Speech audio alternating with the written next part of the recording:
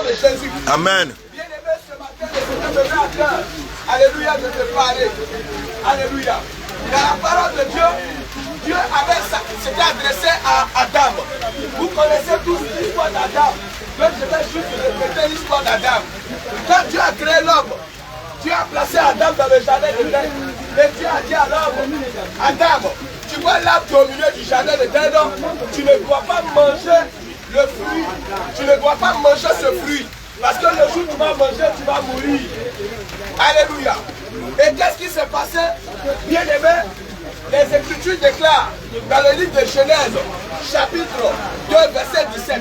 On peut déjà lire d'abord ce qui s'est passé, les consignes que Dieu a données. Genèse 2, 17. Aujourd'hui, je vais te poser la question.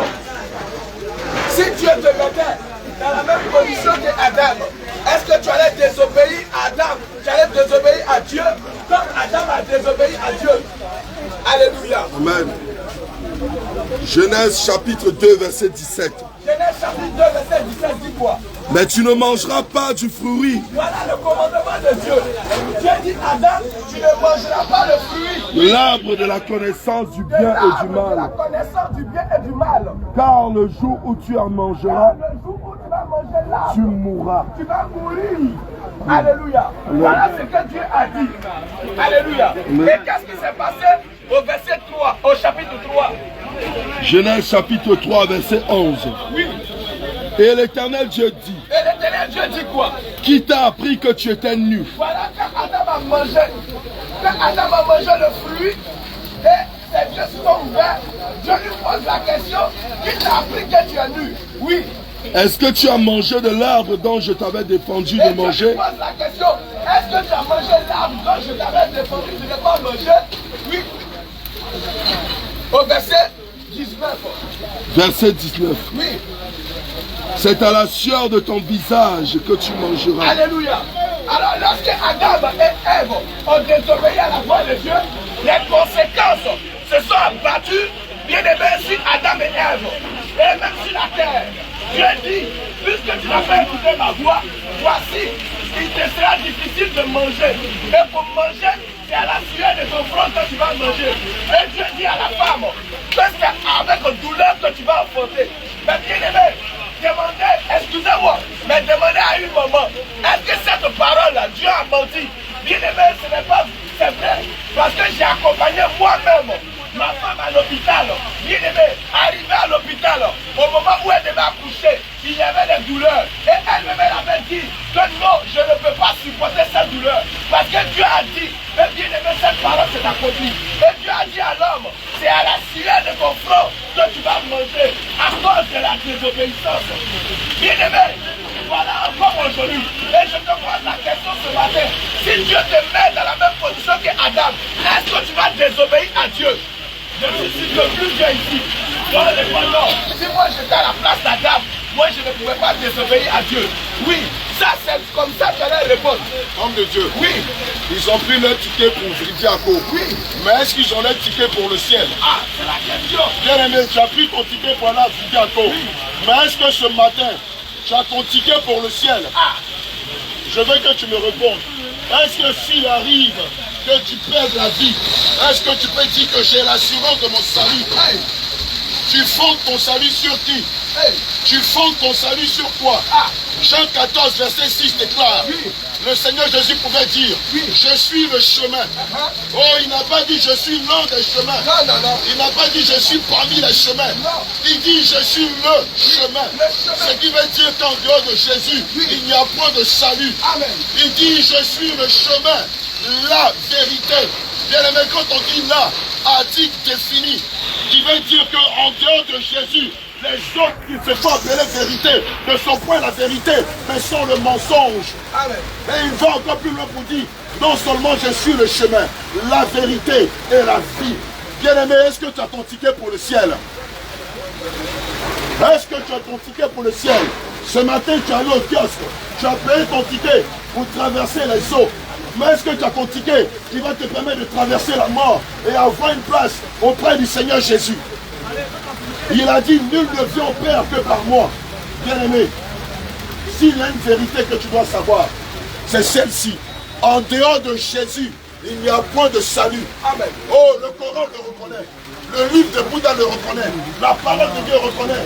Qu'en dehors de Jésus, il n'y a point de vie éternelle. Amen. Bien-aimé, moi je vais te vendre un ticket gratuitement ce matin. Ah. Bien-aimé, je vais te donner un ticket gratuitement ce matin. Oh, tu as payé 500 francs pour traverser les eaux pour aller à Frigaco. Mais ce ticket que nous allons te vendre, il est gratuit. Ah. Tu n'auras pas besoin de débourser 5 centimes. Tu ne vas pas payer 5 francs. Ce ticket-là, c'est cadeau. Et ce ticket-là, c'est Jésus. Alléluia. Ce ticket qu'on va te vendre gratuitement ce matin, il s'appelle Jésus. Bien-aimé, toutes les fois où tu as eu un malheur, le nom que tu as invoqué, bien-aimé, ce n'est pas le nom de Allah, ce n'est pas le nom de Bouddha, ce n'est pas le nom de Bayeré, ce n'est pas le nom d'un gris-gris. Toutes les fois où il y a eu un malheur dans ta vie, le nom que tu as invoqué, c'est le nom de Jésus. Jésus. Bien-aimé, Philippiens 2, versets 10 à 11 déclare qu'il y a un nom qui était ton nom au-dessus de tous les noms. Et à la mention du nom de Jésus, tout genou fléchit dans les cieux. Oh, bien-aimé, regarde, ils ont failli te poignarder. Tu as failli faire un accident sur ton lit d'accouchement. C'est un nom que tu as invoqué. Et ce nom-là, c'est Jésus. Jésus. Bien-aimé, il y a une puissance dans le nom de Jésus. Bien-aimé, il y a une force dans le nom de Jésus. Bien-aimé, il y a quelque chose de majestueux dans le nom de Jésus. C'est pourquoi partout, dès qu'une situation arrive, tout le monde, chrétien comme païen, le nom qui est invoqué, c'est Jésus. Bien-aimé, ce matin, on va te donner le ticket qui t'amène au ciel. Amen. Mais pour avoir ce ticket-là, il y a des conditions. Ah. Alléluia. Alléluia. Bien-aimé, c'est la vérité. Et lorsque Adam a désobéi, il est dit dans les Écritures qu'il a été chassé de la présence de Dieu. Ah. Parce que Adam a désobéi à la parole de Dieu. Et la question que nous t'avons posée ce matin, si on te mettait dans la même position que Adam, est-ce que tu allais désobéir à la voix de Dieu? Et tu vas répondre. Et tu as dit, et tu vas dire que non, que si moi j'étais à la place d'Adam, je n'allais pas désobéir à Dieu. Bien aimé, regardez un peu, on va se mirer à la lumière des Écritures. Dieu dit dans le livre de 1 Samuel, chapitre 15, à partir du verset 23, que la désobéissance est identique aussi à la divination. Alors la divination, qu'est-ce que c'est? La divination, c'est aller consulter les marabouts, aller consulter les féticheurs. Et le Seigneur me dit que ici, il y en a plusieurs qui sont allés consulter les marabouts, les devins et les féticheurs. Alors que Dieu dit qu'il ne veut pas que ses serviteurs et ses servantes consultent des marabouts et des féticheurs. Donc, bien aimé, toi tu es déjà allé consulter un marabout et un féticheur, tu es dans le même tu es au même titre que Adam qui a désobéi à la voix de Dieu. Et lorsque Adam a désobéi à la voix de Dieu, bien aimé, il a été chassé de la présence de Dieu. Et le Seigneur ne veut pas que tu désobéisses à sa parole. Et le Seigneur, bien aimé, ce matin encore, te dit encore que tu dois te repentir. Tu dois te repentir. Et Dieu te dit que tu dois te repentir. Tu dois abandonner le péché. Tu dois te repentir. Et oui, bien aimé, à chaque fois que Adam, bien aimé, Adam a désobéi à la parole de Dieu, il est dit dans les Écritures que Dieu a chassé Adam. Et Adam est mort. Et Adam est mort. Bien aimé, parce que le Seigneur a dit que si Adam désobéissait à la voix de Dieu, il allait mourir. Et effectivement, Adam est mort. Et qu'est-ce que veut dire la mort? La mort veut dire la séparation totale d'avec Dieu. Adam s'est séparé de Dieu. Ce matin, le Seigneur nous envoie ici pour te parler. Pour te parler de la désobéissance. Oui, bien aimé, le Seigneur nous envoie ici ce matin pour te parler. Pour te dire. Le Seigneur nous envoie ici. Oui.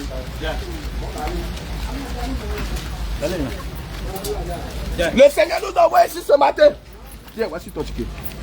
Pour te parler, bien-aimé. Et oui, bien-aimé.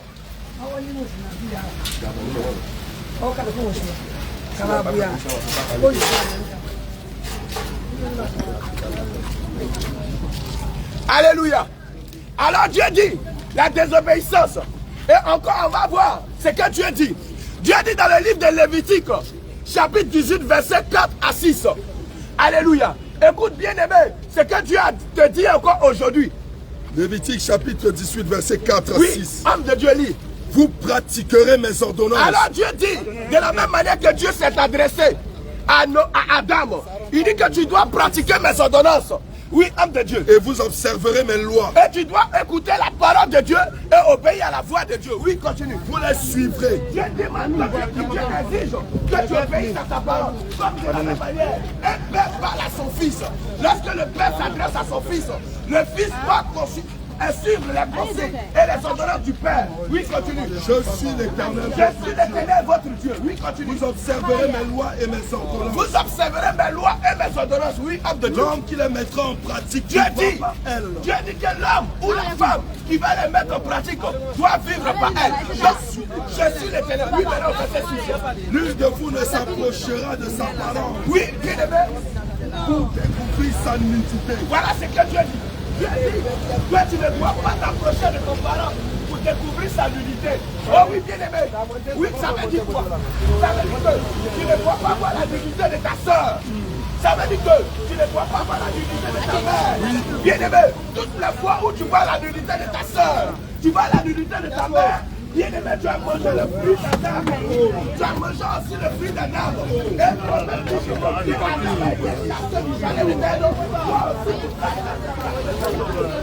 oui, bien aimé. Et c'est la bonne nouvelle. Alors, bien aimé, Dieu dit que l'une de vous est s'approchera de sa parole pour découvrir sa nudité. Mais tu me diras, moi je n'ai jamais vu la nudité de ma mère. C'est la vérité. Mais je vais te dire, quand il y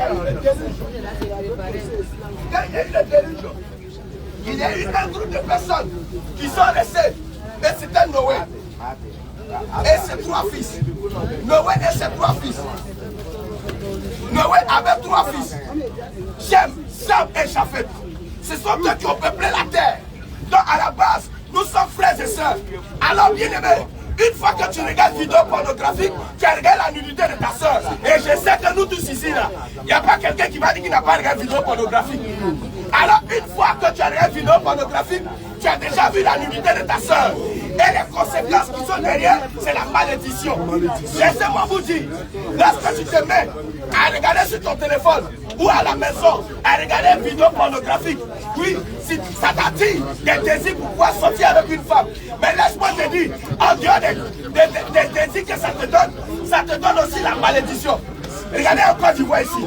Quand on veut maudire quelqu'un, quand une femme veut maudire quelqu'un, comment est-ce qu'elle se met? La femme, quand elle veut maudire quelqu'un, elle se met libre. Donc toutes les fois que tu as regardé un membre de ta famille ou tu as regardé une personne nue, tu es frappé de malédiction. Oui, bien aimé, c'est pourquoi il y a des difficultés qui sont dans ta vie. Parce que quand Adam a désobéi, il y a eu des difficultés qui sont venues dans la vie d'Adam. Et le Seigneur a dit à Adam que c'est à la sueur de ton front que tu vas manger. Ce qui veut dire que Adam, au départ, ne mangeait pas la sueur de son front. Mais au départ, Adam mangeait normalement. Mais lorsque Adam a désobéi à la voix de Dieu, quand Adam a désobéi à la voix de Dieu,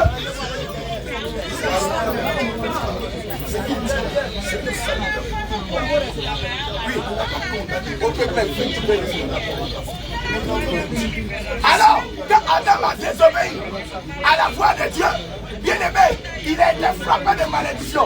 Pour manger, à cause d'Adam, la terre était maudite.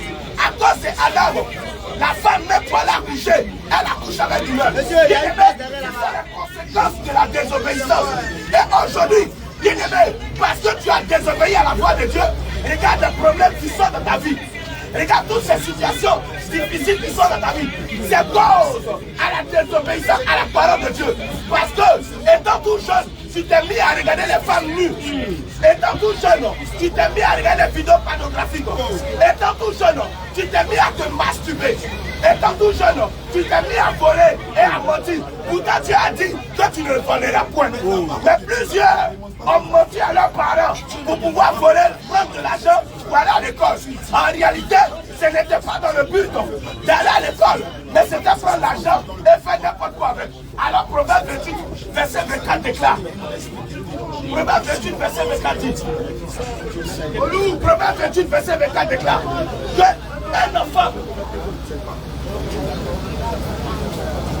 Proverbe 28, verset 24 déclare qu'un enfant ne doit pas voler son père et sa mère. Car celui qui vole son père et sa mère est le compagnon du destructeur. Le destructeur là c'est qui? Le destructeur là c'est le diable. Donc une fois, toi tu as menti à ton père, tu as menti à ta mère, ou ta maman a mis son porte-monnaie et tu as fouillé, tu as pris 100 francs, ou ta maman a mis, elle a attaché le bout de son pain, de l'argent, et puis tu as défait, tu as pris 100 francs, tu as dit qu'aujourd'hui, ton compagnon là c'est le diable. Ah oui bien aimé, et voilà pourquoi. Il y a beaucoup de situations que tu traverses et il n'y a pas de solution. Et tu te poses la question, mais qu'est-ce que j'ai fait? Oui, c'est quand tu as fait là. Le péché là, a envoyé la malédiction sur toi. C'est pourquoi maintenant, le travail et tu as des difficultés partout sur tous les plans. Parce que bien aimé, tu as été frappé de malédiction. Deutéronome 28, verset 1 à 2. Je lis dans Proverbe 28, verset 24. Oui. Celui qui vole son père et sa mère. Écoutez bien, celui qui vole son papa et sa maman. Et qui dit. Et qui dit quoi? Ce n'est pas un péché. Ce n'est pas un péché, c'est pas grave. Il est le compagnon du destructeur. Dieu dit que son ami est le destructeur, est le compagnon du diable. Maintenant, entre nous ici, qui n'a jamais volé son papa? Entre nous ici, qui n'a jamais volé sa maman? Ici, entre nous ici, même les mamans, d'autres volets viennent de la sauce. D'autres volets sans francs. Bien aimé, voilà pourquoi tu as créé des problèmes. Mais laisse-moi te dire aujourd'hui, le Seigneur a trouvé une porte de sortie pour toi. Le Seigneur a trouvé une porte de sortie pour toi. Et cette porte de sortie, elle a bien aimé. Alors, on continue un peu. Donnez à soi la maman. Deutéronome 28, verset 1 à 2. Oui.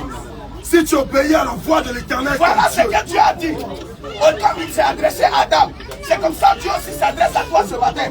Il dit si tu obéis à la voix de l'Éternel ton Dieu, oui. En observant et en mettant en pratique. En observant et en mettant en pratique. Tous ces commandements que je te prescris. Tous ces commandements que je te prescris aujourd'hui. L'Éternel ton Dieu. L'Éternel ton Dieu te donnera la supériorité. Il dit il va te donner la supériorité. Sur toutes les nations. Je vais te dire d'abord les nations c'est quoi? Les nations représentent, oui, ce sont les pays que nous voyons.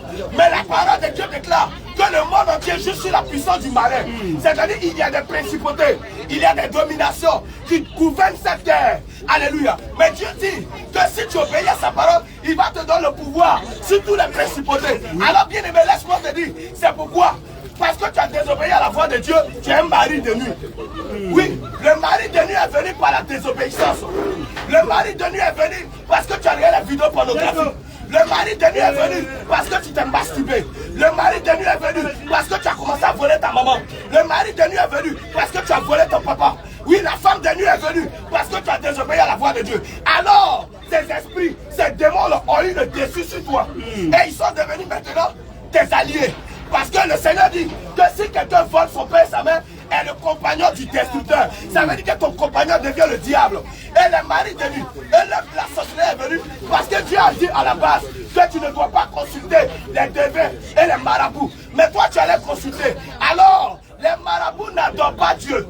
Les marabouts n'adorent pas, il n'y a pas un génie qui est gentil et puis il n'y a pas un génie qui est mauvais. Les génies là, ce sont les démons. Et les démons, leur but là, c'est de détruire l'homme.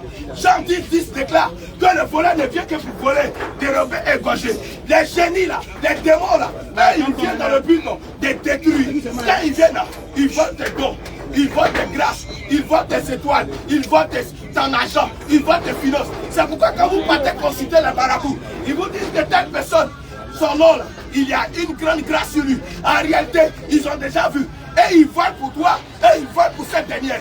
Et voilà comment ces agents du diable travaillent. Les marabouts, les commiens ne travaillent pas pour Dieu, mais travaillent pour le monde des ténèbres. C'est pourquoi le Seigneur ce matin nous envoie ici pour te parler, pour dire l'heure est grave. Mais toi, tu as commis toutes ces erreurs. Il n'y avait pas de solution pour toi. Mais Dieu, dans ce temps de la fin, a envoyé une solution. Et cette solution-là, le Seigneur dit, lorsque les enfants d'Israël allaient pécher, s'ils avaient péché, ils rentraient à eux pour dire, ah, c'est que l'homme de Dieu dit là, c'est la vérité. Parce que j'ai volé mon papa, parce que je me suis masturbé, parce que j'ai menti, j'ai cherché femme des gens. Oh, aujourd'hui là, qu'est-ce que je peux faire? La solution là, l'homme de Dieu va intervenir. Alléluia. Allô, Que Dieu soit, que le Seigneur te bénisse, peuple de Dieu. Bien, je vais te dire la vérité. C'est une grâce pour moi d'être avec. C'est une bénédiction pour moi d'être devant des hommes de Dieu. Celui qu'on va te prêcher, ce n'est pas un homme. Celui qu'on va te prêcher, ce n'est pas la philosophie. Celui qu'on va te prêcher, ce n'est pas les raisonnements humains. Ce qu'on va t'enseigner aujourd'hui, c'est la condition pour avoir la vie éternelle. Deutéronome 30, verset 15 à 19. Alléluia. Tout ce que tu vas entendre aujourd'hui, c'est le ticket qui va te donner accès au ciel. Alléluia. Deutéronome 30, oui, vas-y. Verset 15 à 19. Amen. Vois, je mets aujourd'hui devant toi la vie. Seigneur Jésus dit, voici, je mets devant toi la vie, la mort et le mal. La mort et le mal. Car je te prescris aujourd'hui d'aimer l'Éternel. Car je te prescris aujourd'hui d'aimer l'Éternel. Ton Dieu. Ton Dieu. De marcher dans ses voies. Le Seigneur veut que tu marches dans ses voies. Et d'observer ses commandements. Le Seigneur veut que tu observes ses commandements. Ses lois et ses ordonnances. Le Seigneur Jésus veut que tu observes ses lois et ses commandements. Afin que tu vives. Afin que tu vives. Et que tu multiplies. Et que tu te multiplies. Et que l'Éternel ton Dieu. Et que l'Éternel ton Dieu te bénisse dans le pays. Oh, bien-aimé. Dont tu vas entrer en possession. Une des conditions qui fait que tu traverses des moments difficiles, c'est parce que tu n'obéis pas à la voix de l'Éternel.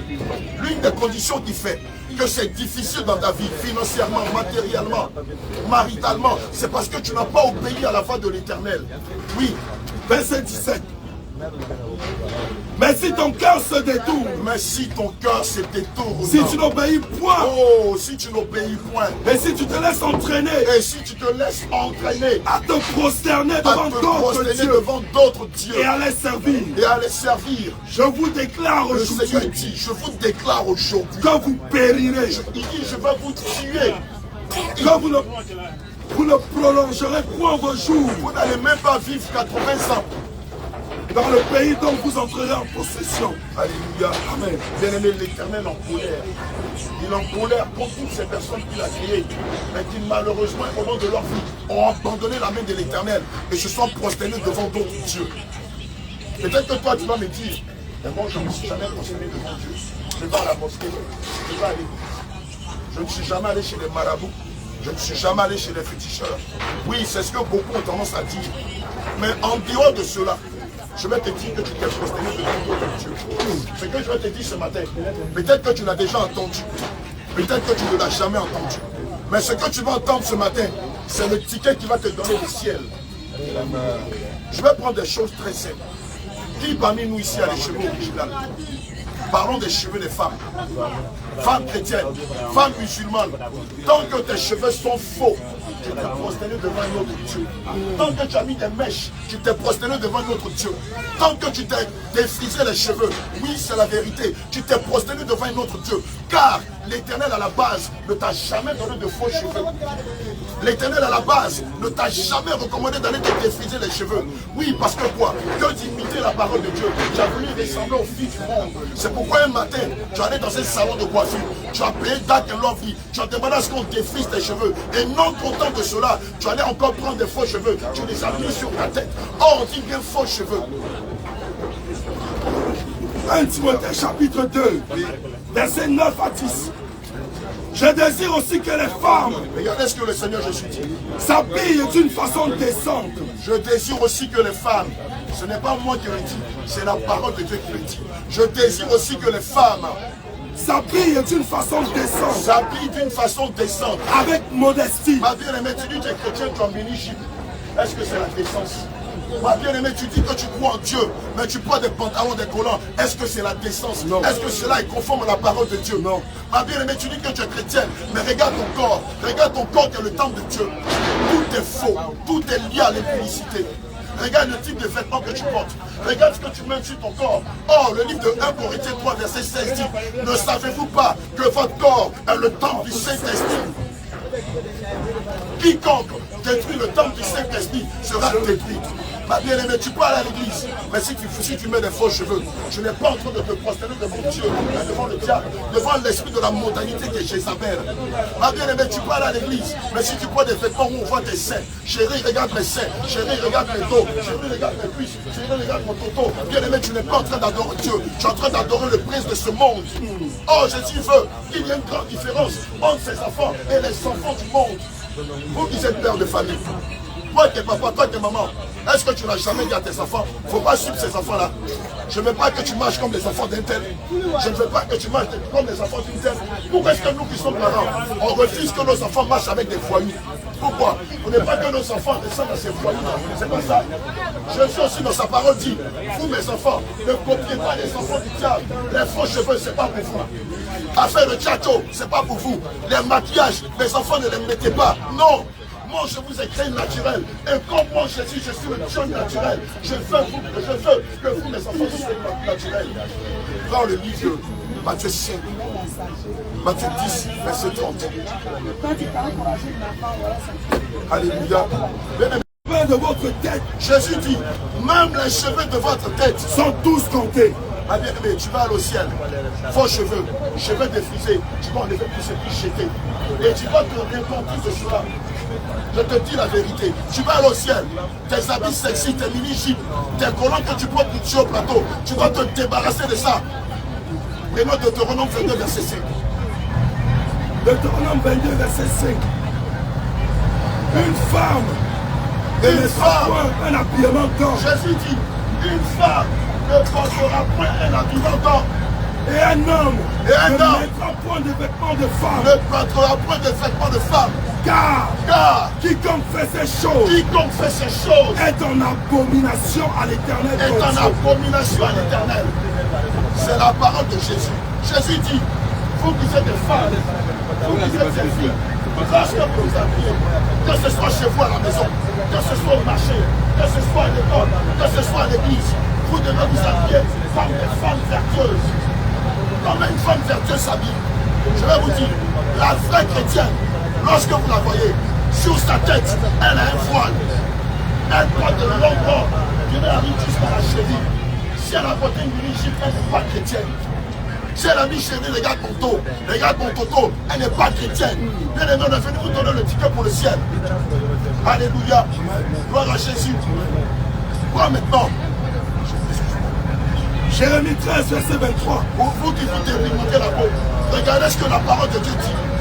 Un Éthiopien peut-il changer sa peau? L'Éthiopien vit dans quel continent? L'Éthiopien vit en Afrique. L'Éthiopien c'est un Africain. Jésus dit dans sa parole, est-ce qu'un Éthiopien peut changer la couleur de sa peau? Est-ce qu'un noir peut changer la couleur de sa peau? Est-ce qu'un noir peut changer la couleur de sa peau? Est-ce qu'un léopard peut changer ses taches? Bien aimé, je ne sais pas si tu as déjà vu le léopard, mais c'est l'animal le plus filou au monde. Quand tu le vois, on dirait qu'il a mis du feu sur ses taches. Mais le léopard n'est jamais acheté Mégator. Le léopard n'est jamais allé injecter Kenator. Le léopard n'est jamais acheté H24 pour enlever ses taches.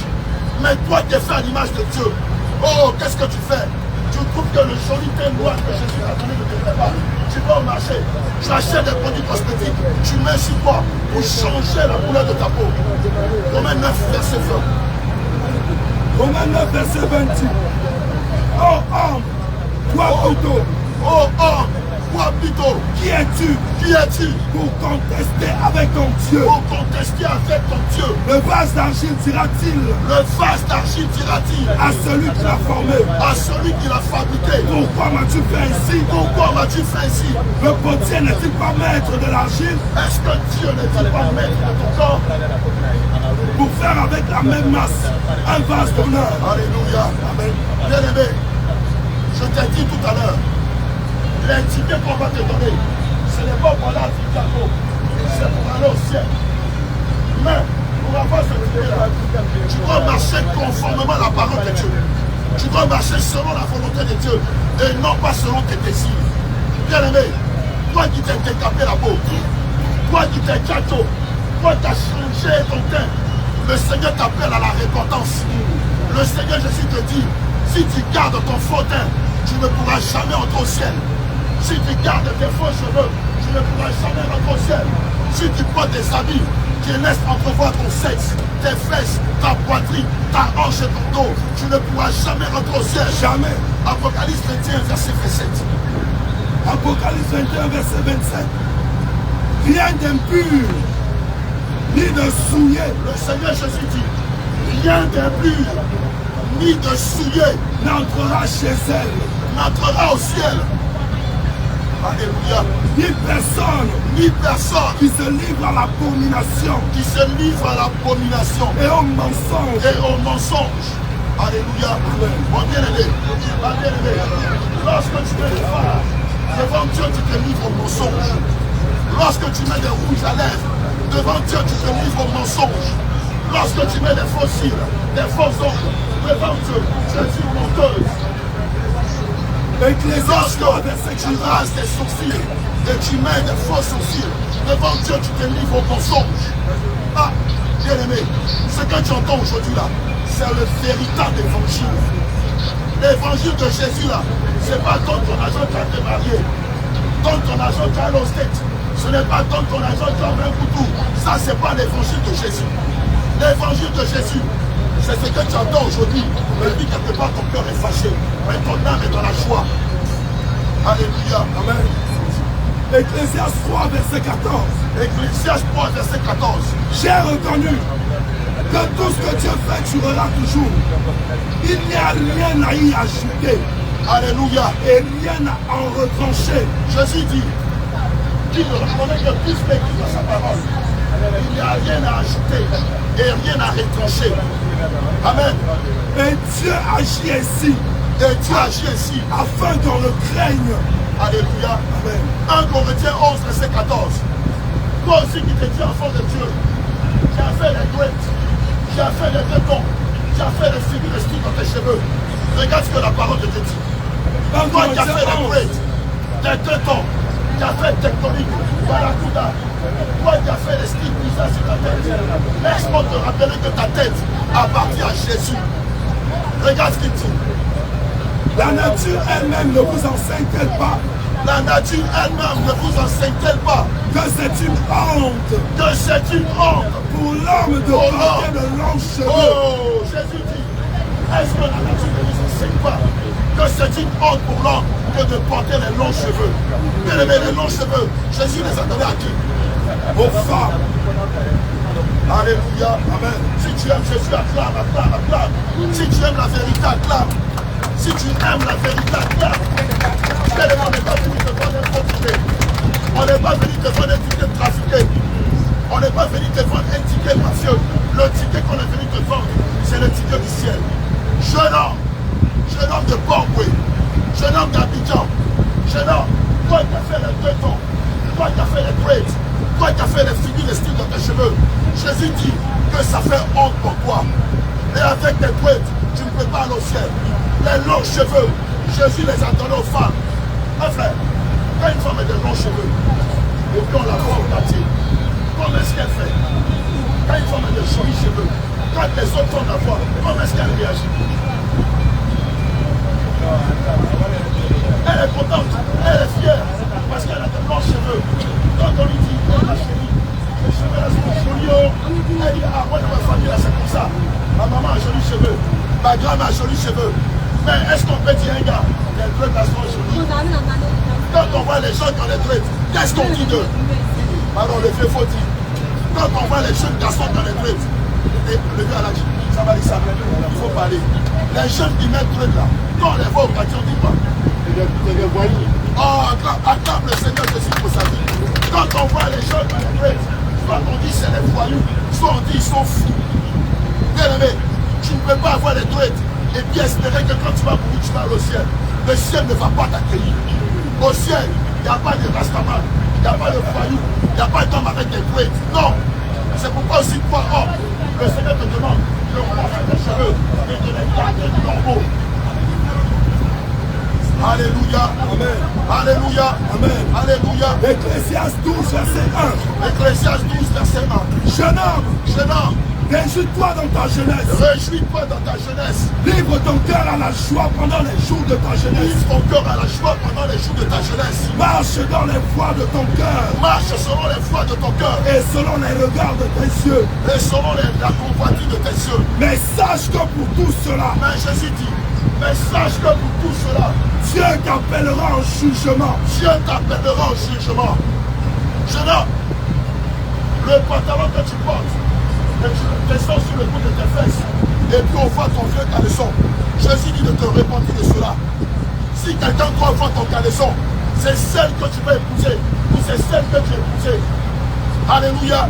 Jésus dit, lorsque tu t'habilles, habille-toi avec décence, habille-toi avec pudeur, habille-toi avec modestie. Les enfants qui disent qu'ils sont chrétiens, ils disent qu'ils croient en Dieu, et quand ils prennent, tu les vois au quartier, le pantalon descend sur ses fesses, et tu vois son boxeur. Jésus dit, répands-toi. 1 Thessaloniciens chapitre 4. 1 Thessaloniciens 4, verset 3. Ce que Dieu veut, c'est votre sanctification. C'est votre sanctification. C'est que vous vous absteniez de l'impudicité. C'est que vous vous absteniez de l'impudicité. Alléluia. Amen. Un frère, lorsque tu descends ton pantalon sur tes fesses, Jésus dit, c'est de l'impudicité. À cause de toi, des jeunes qui vont se masturber. Oh. À cause de toi, des jeunes qui vont convoiter tes fesses. Oh. Jésus dit, répands-toi et remonte ton pantalon et habille-toi correctement. Alléluia. Amen. C'est que chacun de vous sache posséder son propre corps. C'est que chacun de vous sache posséder son corps dans la sainteté et dans la l'honnêteté. sainteté et dans l'honnêteté. Sans vous livrer à une convoitise passionnée. Sans vouloir faire comme les gens du monde. Comme les païens qui ne connaissent pas Dieu. Comme les païens qui ne connaissent pas Dieu. C'est que personne ne n'use envers son frère de Alléluia. Bien-aimé, soit on est chrétien, soit on n'est pas chrétien. Soit on décide de faire la volonté de Jésus, soit on s'en fout et si on meurt, le Seigneur nous jette au feu. Alléluia. Alléluia.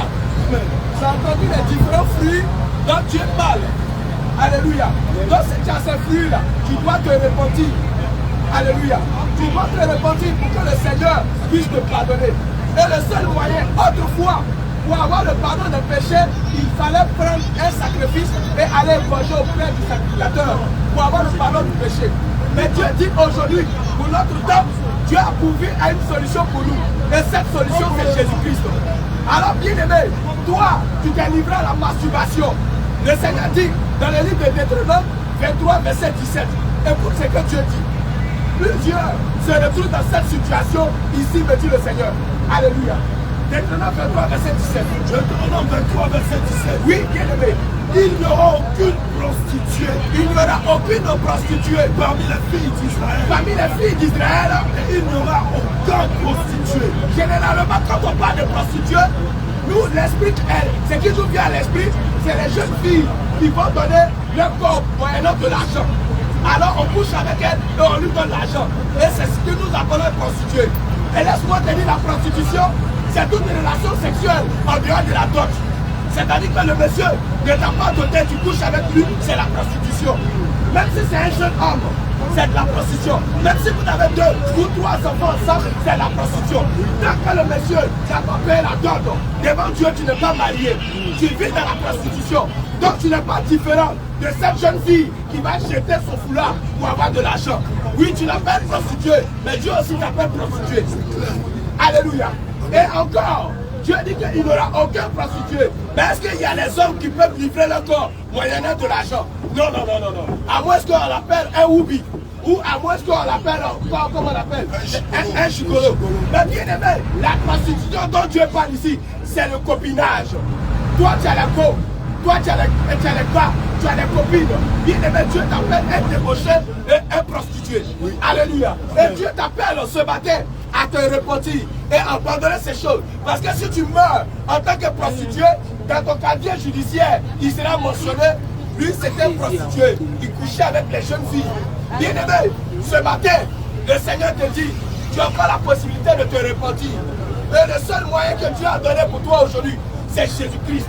Alors bien aimé, si tu désires te repentir et l'accepter, Bien aimé, il n'y a pas de problème. On a un autre numéro de téléphone. On peut te donner le numéro de téléphone. L'église se trouve ici, à Vridiaco.